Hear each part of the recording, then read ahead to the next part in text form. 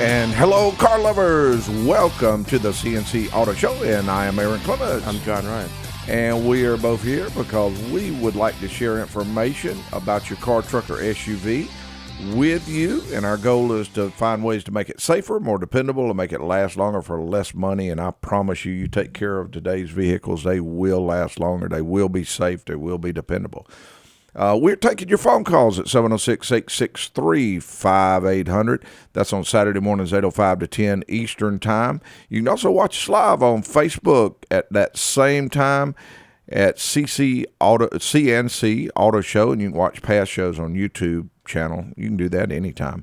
The channel's also at CNC Auto Show, and that is C, then the ampersand or the and sign, C Show. And this show is powered by over 15,000 Napa Auto Care Centers around the country. And to find the one that is just right for you, you just go to NapaAutoCare.com. You'll see a little search deal in the top right corner, and you put the city that you're in, and you will get a list of some of the best shops you've ever seen. Okay, John Ryan, we ready? Yeah, let's crank it up. You know, that sounds pretty good. Yeah, good batteries in it. Yeah, that's what it sounds like. You must have put some new Napa batteries in that. That's it. All right, fantastic. Okay, along with answering questions, we always have a theme. That theme is Go Green, and it doesn't matter if you're driving a new or old car, big or small. There's preventative maintenance steps every vehicle owner can take to make sure their car is as green or friendly to the environment as possible. And on today's show, we will share lots of tips for that. John Ron, you ready to go to the calls? Yeah, let's do it. All right. Let's go over to James, Aaron. Hello, James. Oh, we don't have James, Aaron. Okay, James is dropped off on us. Yeah, we had a technical issue there. James will be able to give us a call right back. Okay, let's go to the tech tip, and then we'll go to James. There we go. When he comes back. Okay, we do have the tech tip and the tech tip quiz, and if you are the winner, you will receive a tech tip quiz prize package, which among other items includes a hat, coffee mug, and of course the I answered the CNC Auto Show tech tip quiz, and that includes a golf shirt in with it. This is a true story. On Monday morning, Sandy went out to her car to leave for work. When she put her key in the door, it would not open. She tried several times. After many failed attempts, she went inside, got her spare key to try on the lock. After trying several times with both keys to unlock her door, she called her business associate, Aaron, and that would be me. He told her to try something, and when she did it, in less than 4 seconds, her car door unlocked. What did Aaron tell Sandy to do to unlock her car door? Get a brick. Well, that's possible. I'm sure we'll get some answers to that. For your information, Sandy did make it to work on time, thanks to her Car Care Pro business associate. Are we ready to go to the calls? Just about. Oh, yeah.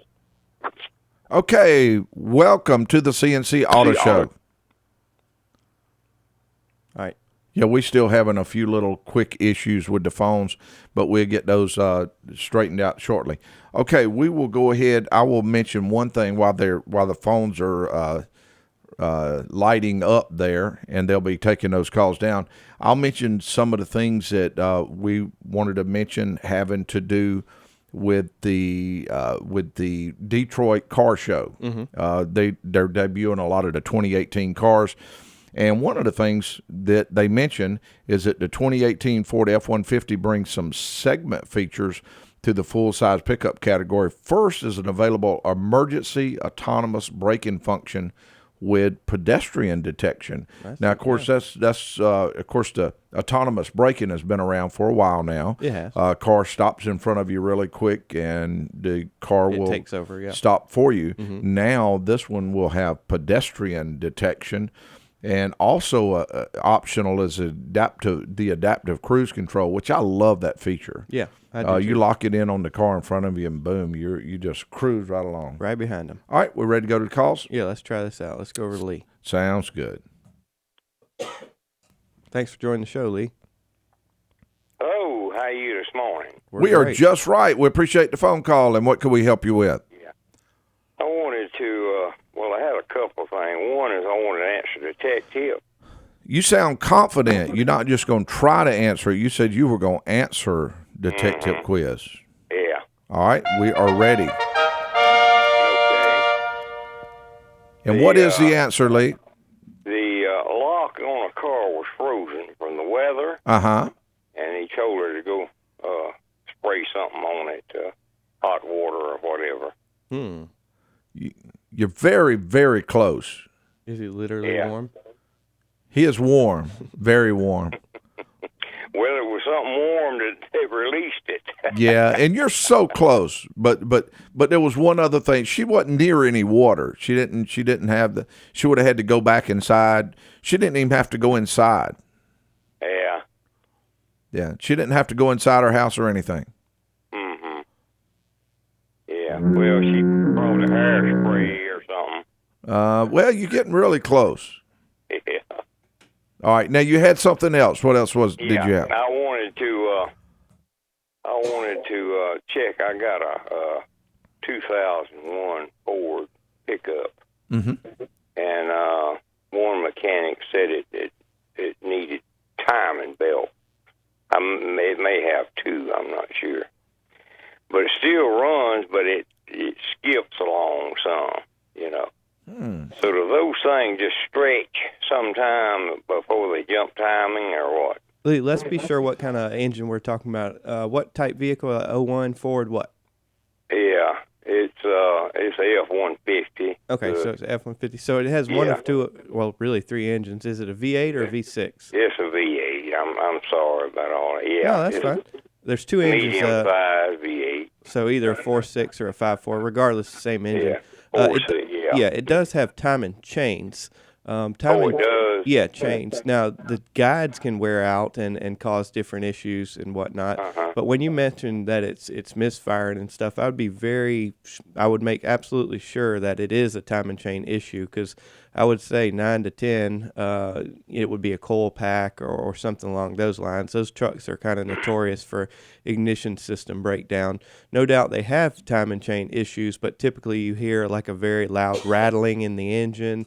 It idles real rough and stuff like that. When does your misfire, when's it present? All the time? Yeah, well, just long. It's not always. It runs okay sometimes, you know. Yeah, and if you could imagine, a timing chain's not going to, jump and then jump back and run good. Yeah, it's going to be one that's way what or the I other. was thinking. So I would definitely recommend some diagnostics, see if there's misfire codes in there. Those vehicles monitor the timing chain position, so there would definitely be some timing chain codes in there if, that issue was present. Yeah, and some of those, when they're maintained, you may not ever have to do a timing chain on Yeah, some that's models. the ideal thing. Yeah, as opposed to a timing belt, of course, at a certain mileage, you need to replace it. So you may. And this truck does have chains in it. Is it more than one or what? It is. It's two chains. Okay. I wasn't sure. Somebody told me it was a belt, but yeah. If it had two timing belts on it, I'd buy me a for sale sign. Oh, is that right? Yeah. One's bad enough. Yeah, I know. You're right there. Well, I thank you so much, here. All right. Thanks, Lee. Lee, thank you very much for the call. And Okay, the number to call is 706-863-5800. Now, we do have some people calling in, but I don't really let's see. We don't have enough time. Yeah, we don't have enough time to go to those. So we're going to ask Bill and David both to hold on the line, and we'll be coming back to you very shortly. And also, along with today's show, answering questions and sharing tips, we're going to be talking more and more about things that you can do to help your car to stay green and be environmentally friendly, because I think that's important in today's world. And we'll be right back after this message with the CNC Auto Show. And we are back with you with the CNC Auto Show. John Ryan, just before we go to the callers, what is your favorite thing about or favorite tip about going green with a car? Is it the driving differently? Would it be? I think mine would be just properly maintaining it. I think that's, well, aside from the driving habit, that's the number one way to get better fuel economy. So that would include things like taking off at a normal speed, Yeah. stopping. That's right. Well, in mostly like tire pressure, keeping your tire pressure good, your tune-up done, oxygen That's right. sensors, air filters, and all the other things, Yep. which we'll be talking about a lot of those things coming up, Mm-hmm. a heck of a lot of them. So just maintaining the vehicle. Yep. Yeah, and I believe mine, I would steer a little bit toward driving habits is a huge thing on going green. But also another thing I'm going to mention is that I think it's great that so many things on the cars today have been recycled or being recycled. And again, we'll talk about a lot of that during the show today too. Things like you have batteries and plastic parts and metal parts that in the past just went to a salvage yard and it would eventually get pushed under some dirt. And that's not good for the environment. Different chemicals would go in with it. Now they're doing certain things before a car is disposed of, and then they'll also recycle so many things on the car now and turn it into something totally different. Different, yeah. So I think that's very helpful. Are we ready to go to the calls? Yeah, let's go over to Bill. Okay. Hey, Bill. Welcome to the Hey, good CNC morning. Auto Show. Well, good morning, Aaron. And I think I can try your tech tip. oh, you're teasing me. Oh, afraid not. Okay, well, here we go. Bill, we're going to put you up. And we are ready for the answer to our Tech Tip quiz. Okay, so your first caller was partially correct. The lock was likely frozen. Uh-huh. One of these cold winter mornings, probably not like this morning, but a cold winter morning. Mm-hmm. So she goes to the car. No, she doesn't have hot water with her, but what she may have and likely has is possibly a cigarette lighter or a match. So you pull that cigarette lighter out and you heat the length of the metal portion of the key, just enough to get it pretty hot, into the tumblers. You said 4 seconds, and that gives enough time for that heat to thaw the water on the tumblers, and in she goes, and now it turns. Oh, wow.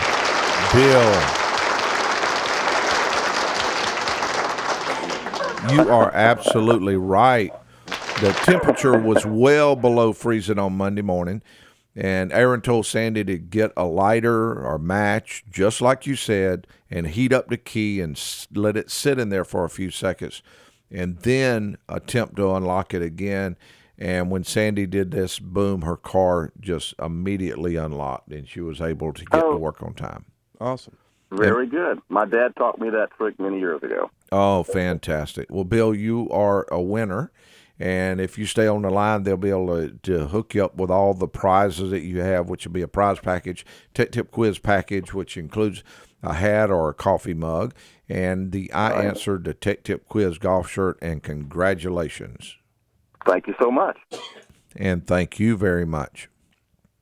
Okay, the number to call is 706-863-5800, and we'll be answering automotive questions, and also we'll be talking about things that you can do to go green with your car.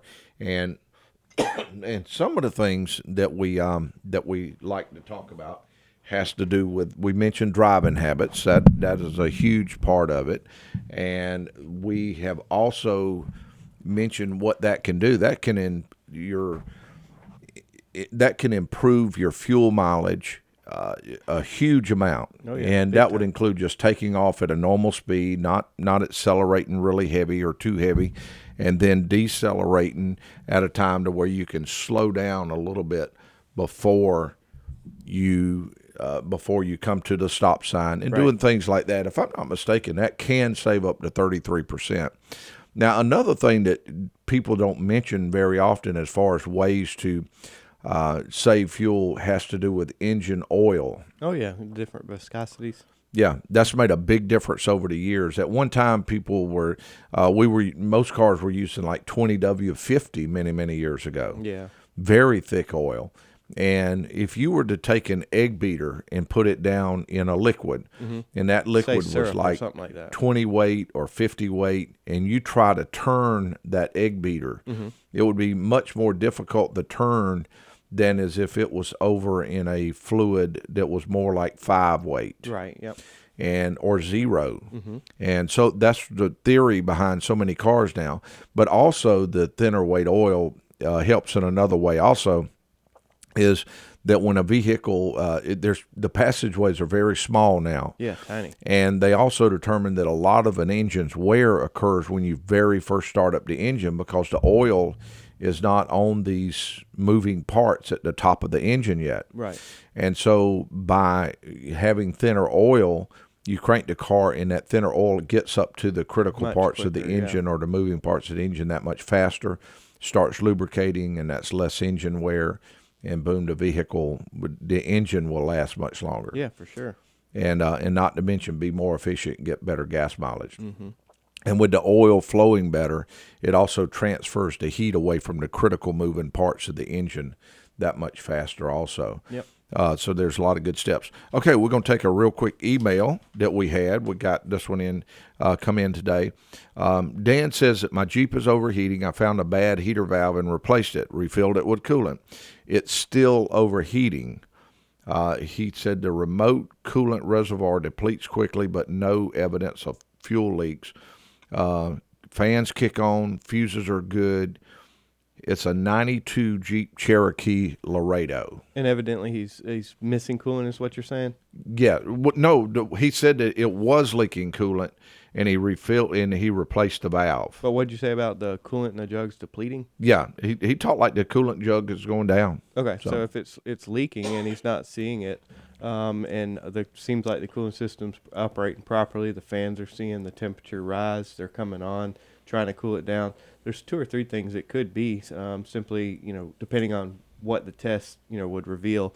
For instance, it could be something like a restricted radiator, but then again, where did the coolant go? So the other common issue with those big 4-liter or inline sixes are a bad head gasket. So I think next step would be a chemical block test on that one. Yeah, that's what I'm a little concerned about when he mentioned that it was using coolant, not showing anything on there. And but usually the bottom end's normally pretty good. So if it does need a head gasket and no engine noises, it'd be a good candidate for a head gasket job. Okay, it's time for another break. We're going to take that break, and we'll be right back just after this message. Welcome back to the CNC Auto Show. And how you drive has a lot to do with your fuel economy. We mentioned that sudden stops and starts and going to speed limit or going way above the speed limit can cause a terrible effect on your gas economy. Minimize unnecessary miles by combining your errands in one trip, and drive wisely each time. Mm-hmm. And I think those are all great ideas to do as you're driving. Yeah, I think so too. I think one thing is just watch your tachometer. If you keep it as low as possible, that's a good way to save fuel. Yeah, exactly, and that's a big way to save fuel. Okay, some other things that we want to mention is that did you know that on batteries, more than 95% of the automotive batteries can be the part of a battery can be recycled, and even the old acid type batteries can be turned into chemicals that are used for laundry detergent and glass and a lot of other things. That's really neat. Yeah, so I think that's big. And also talking about tires. Now, it used to be tires were a terrible problem in the landfills. Now, roughly 89% of scrap tires are put to new productive uses. And if I'm not mistaken, well, they do. They use them on the roadway to help resurface roads. And mulch, too. Yeah, and mulch is a good thing. And also have you seen different playgrounds, like kids' playground, to where they'll have? Yeah, that's what I mean, like mulch for coverings and stuff, like ground cover. Yeah. Yeah. So a lot of these things that used to just go straight into the landfill are now being used by different organizations or different industries to repurpose that type stuff. Really cool. Right now, another thing that is big in the automotive industry that happened some years back is we started recycling refrigerant. Oh, yeah. So now, there was a long time with like R12 is what we were using at the time. Yeah, back in the day. Yeah, and when we worked on an AC system, we would just open the system up and let all of that R12 go out to that. Some people would. Well, back then, I'm talking about many years back. Yeah. You just didn't know any normal. Better. Yeah. Exactly. You didn't know any better, and you just let the refrigerant go into the atmosphere, and then they come out with recycling machines. Mm-hmm. Yep. That way it'll pull it back in the machine and filter through it, and you can reuse it again. Yeah, and so now when you have your AC service, you do a recover and a recycle Right. on the system, and we pull all of the old stuff out, and then the machine recycles that refrigerant where it can be used again, and then we normally put a vacuum on the system and Right.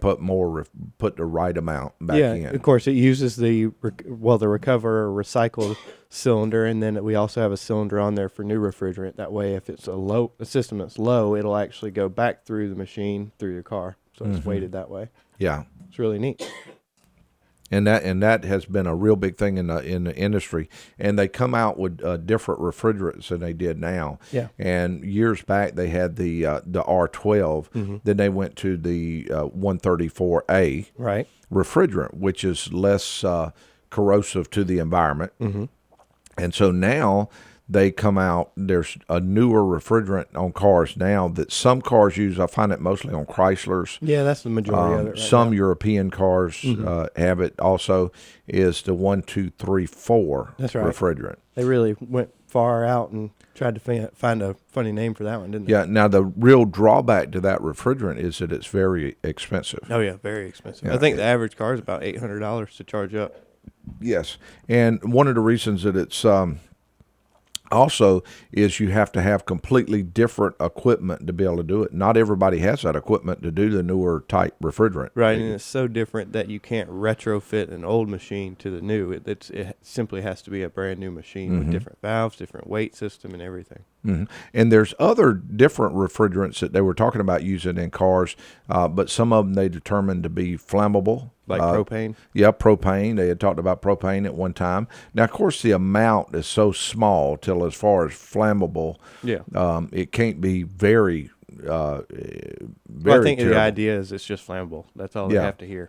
And that is one of the issues, but they are experimenting with other type refrigerants that will be even less corrosive to the environment Right. when we go. But refrigerant is a very big thing that they have. Now, also, this is a big thing in the automotive industry also that we've gone through is scrap metal. It used to be scrap metal you would just throw away. Yeah, it was junk. Yeah, but now so many, and this is huge in the body shop business, Big time. where they have so many types Yeah, of quarter metal. panels, hoods, doors, anything sheet metal. Yeah, and where at one time all of that stuff would have went into the landfill or just went underground and rusted and Right. been bad for the environment. Now they have most every body shop that I know has huge bins. Yeah, recyclable. That they put all of these different type of And metals. That goes along for not only metals, the plastic bumper covers and stuff like that. They recycle those also. Yeah, so body shops are real big into recycling different things that they're taking off of cars. And also where at one time a car would a lot of times go into a salvage yard and sit there and sit there and sit there. Right. Now, when you take a car to a salvage yard, it will stay there for a period of time, but normally they'll strip all the parts off of it. The higher end salvage yards, Right. they'll take the parts off, put them in bins, label them, and then the car will just go on out and be scrapped. Yeah, the carcass basically. The carcass to the car. So that part is a real big thing, and the energy saved from recycling 1 ton of aluminum is equal to the amount of electricity an average home uses in just 10 full years. Yeah. So that's a huge amount of savings, Yeah, for sure. that they have as far as the recycling part on the cars. Yeah. So recycling is a really big thing. All right, now what did you have any interesting things that you did this week? No, just normal maintenance stuff. Nothing really surprises me anymore. Yeah, the one of the things that I saw a lot of this particular week had to do with different things to do with a lot of different lighting issues. We have we get a lot of cars that come in with airbag lights that come on, and a huge number of those have to do with just resetting the system. Right. Because we do some work for different body shops, and when they bring a car in, it may have an airbag light on, it may have a traction control light. Right. We do a lot of those Or all of them. resets. But we also get a lot of cars that come in, and a customer will come in and say that their airbag light come on, and we will do a diagnostic check.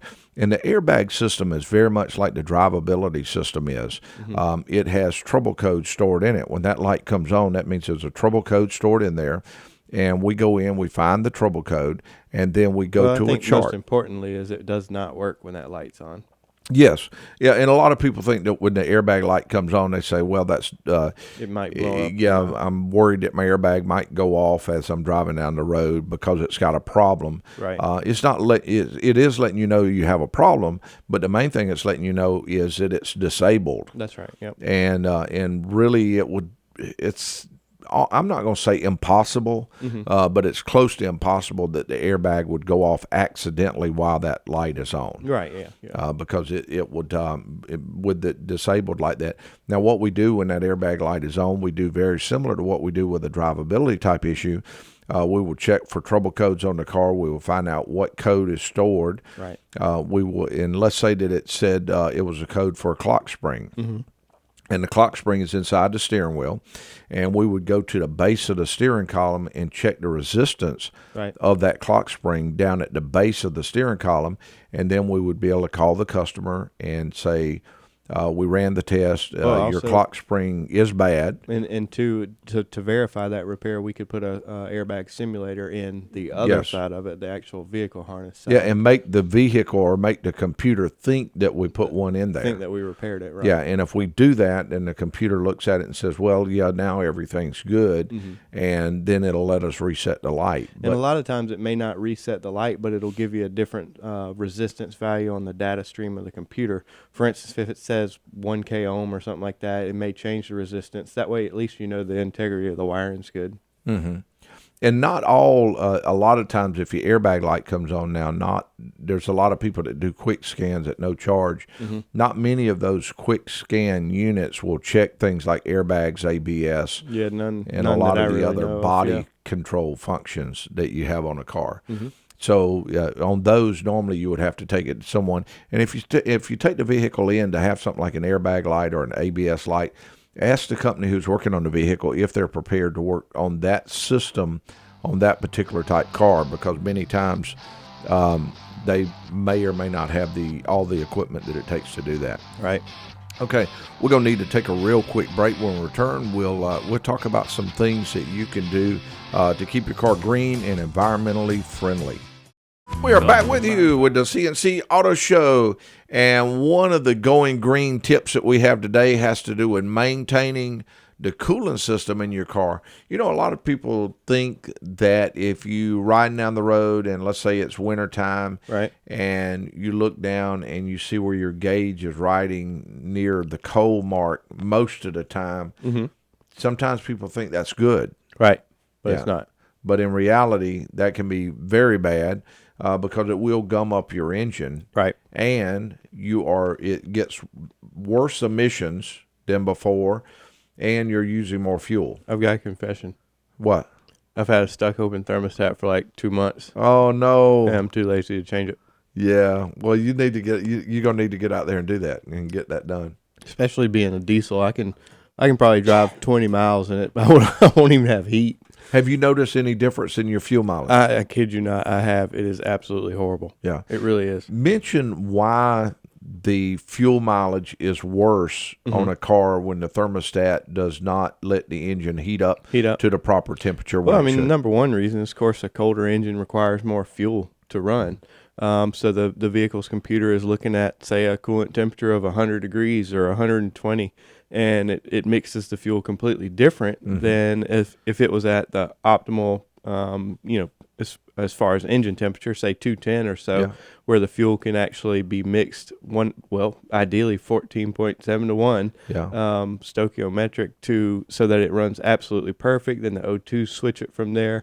Some of them won't even come out of what they call, basically the loop to where it looks at other sensors to adjust the fuel trim. And some people may remember the older cars with many years ago with the carburetor and a choke. A choke would hold it. and it would put more fuel in there, and then the engine would rev up a little bit.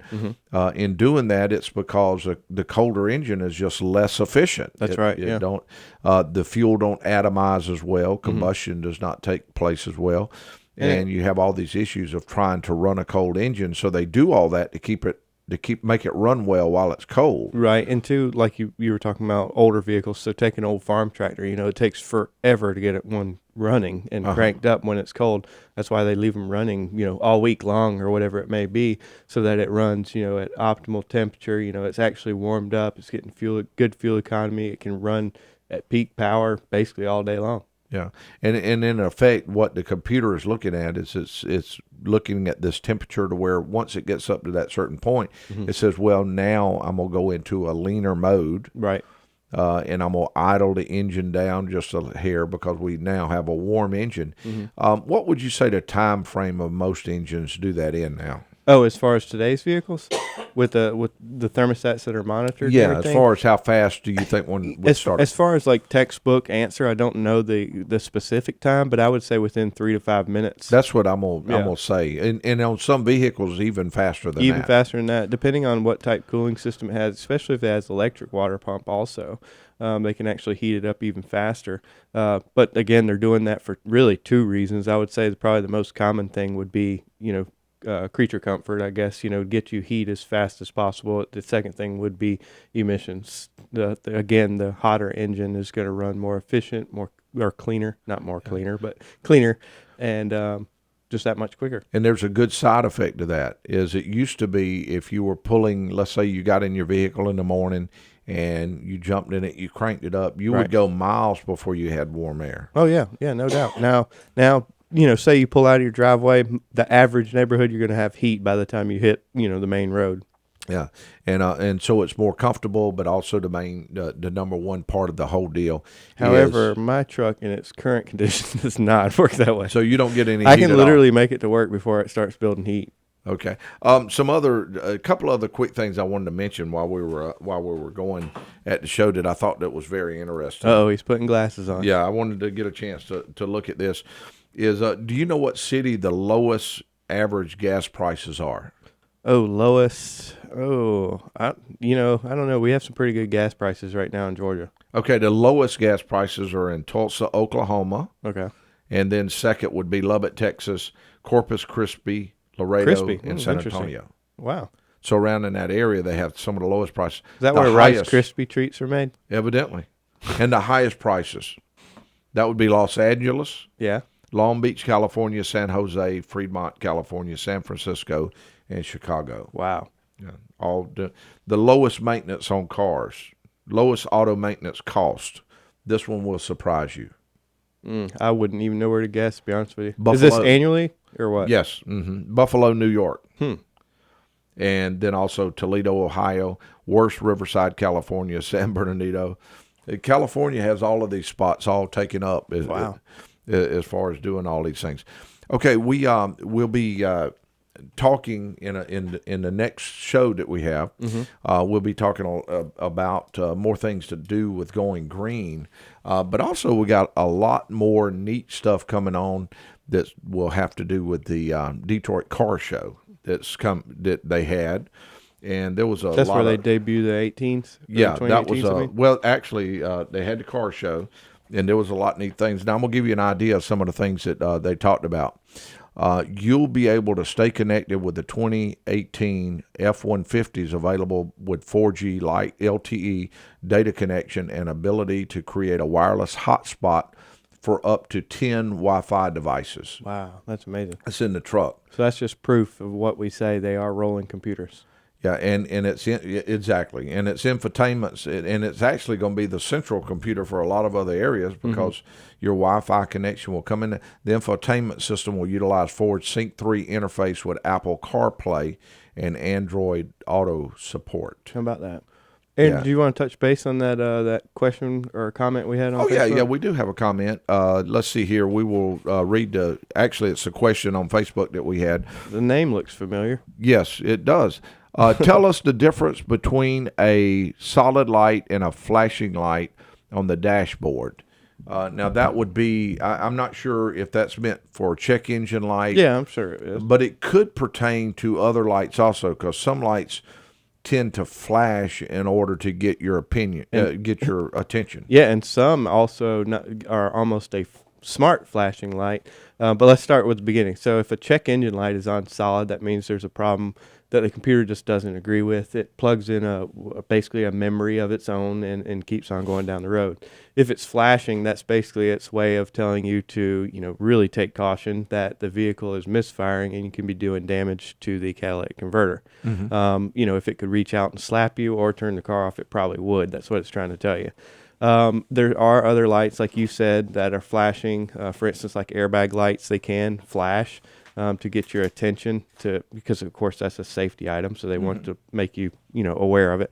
But also some lights will flash, and they'll flash in a numerical sequence, and it'll actually flash out a code. Some Nissans are actually like that too. They'll flash in different sequences, and say it's a 23, and that might mean right front seatbelt tensioner problem or something like that.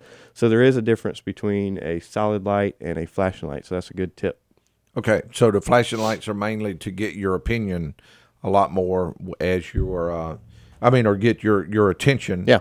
And so you'll look at the light and know that something is wrong. Right. And it normally means something is more important than just a. Right. It takes a higher light. priority. Yeah. And for instance, real quickly on a Ford, let's say you have a Ford and the check engine light is on, it means one thing. When the light's flashing, it means another. What does? Well, yeah, absolutely. If it's on, like I said, it sees something it doesn't agree with. Maybe since we're talking about coolant, maybe the coolant temperature's too low. Well, it plugs in its own memory and runs, and it's not going to mix the fuel as properly or anything like that. But if it's flashing, it means it's misfiring, and again, can be doing damage to the catalytic converter. Okay, the time clock is on E. We need to pull over for now, but we will be back on the road in no time.